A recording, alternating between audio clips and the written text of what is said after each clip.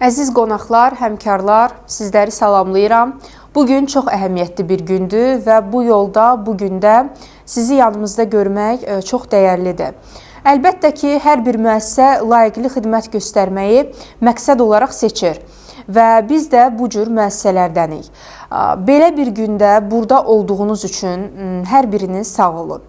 Möhtərəm qonaqlar, əziz dostlar və həmkarlar, hər birinizi ehtiramla salamlayıram. Bugün həm mənim, həm də komandamız üçün çox əhəmiyyətli, özəl bir gündür.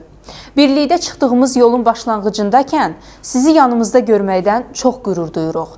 Düşünürəm ki, vətəndaşa haqqı ilə xidmət etmək, onun istək və gözləntilərini qarşılamaq hər bir müəssisənin başlıca missiyasıdır. Bu yolda özümə və həmkarlarıma dəyanət arzulayıram və belə bir gündə yanımızda olduğunuz üçün təşəkkür edirəm. İki çıxışın müqayisəsində də gördük ki, daha təsirli və inandırıcı olmaq üçün nitqin bir çox xüsusiyyətlərindən eyni anda istifadə etmək lazımdır. Sizə fikirlərinizi ifadə etmək üçün verilən bu qısa zamanda çıxışınızı tamamilə üzündən oxumaqsa qəbul edilməzdir.